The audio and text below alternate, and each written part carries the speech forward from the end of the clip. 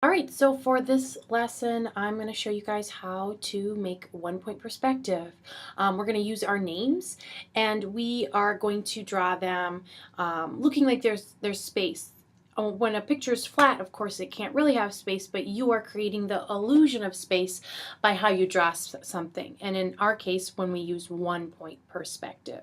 So everybody's going to start out by drawing their names. I've lightly sketched my name onto this piece of paper, the name Lisa. So first thing that you're going to do in pencil is write your name in box letters. It's really similar to bubble letters, except it's got these sharp corners. It will make it easier to do it as box letters with the sharp corners because they're easy to recognize when you're starting one-point perspective. So I'm just re-outlining these. I always make sure to leave about 1 or 2 fingers worth of room in between each letter. This will also make it easier when you begin to add the lines that all can go to the vanishing point.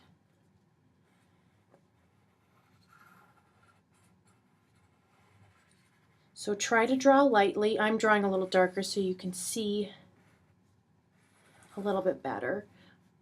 Once you do this, you want to make sure that your letters are halfway below the paper, because what you're going to add up here are the lines that make your name look 3D. It's going to make it look like it's popping out at you. You could also write your name up top and then have the vanishing point below, but for this I'm just going to show you how to do it with the name below and the point up top. The next step is to draw a vanishing point. You can put the vanishing point on either side or in the middle. I'm going to put it in the middle. I find it to be easier. I'm going to put it right up top. And it doesn't need to be drawn big, but I'm drawing mine pretty big. Then the next step is the L, I, S, and A are the front part of your letters. What you're doing is drawing lines from each corner to the vanishing point to create the sides of the letters. So it looks like you're not seeing just one side, but multiple sides. So when you do this, you're going to line up vanishing point to corner and then draw a line. And you do this with all corners. So this is a corner, this is a corner. One thing you got to be careful of is forgetting corners, and these inverted corners are also ones that you have to do too. What might happen is when you're doing these corners, you might run into where a corner, especially down here, is going to actually run into the I. It's going to run into the next letter. If that happens, what you do is you still draw the line, but once you hit the next letter, you just stop. You're done.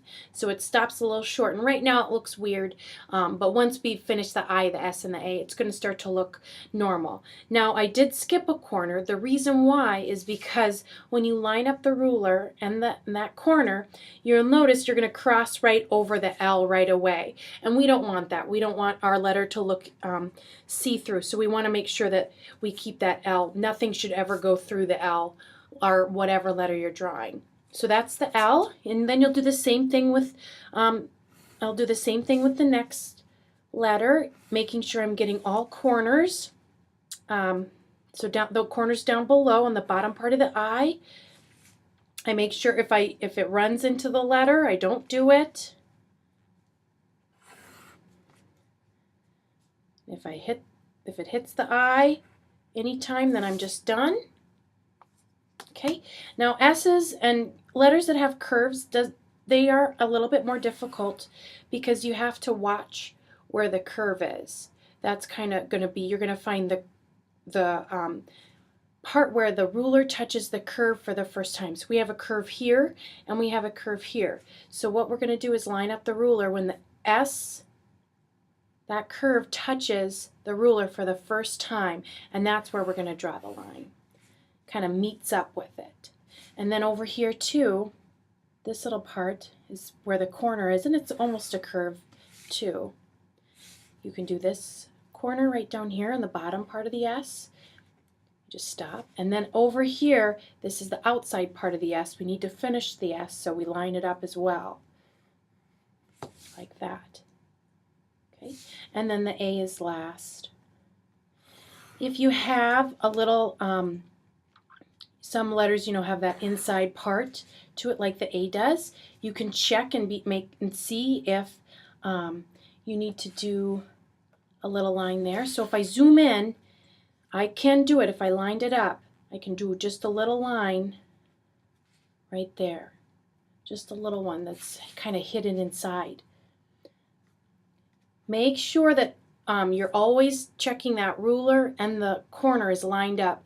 You can't just, I'm going to guess and stuff, because otherwise it's going to end up looking all wrong. So make sure that you are lining up always. So this is the first step. You want it to look like it's coming out at you, and that 1 point perspective, that vanishing point, is going to help make that possible. So make sure that you are using that vanishing point and the ruler.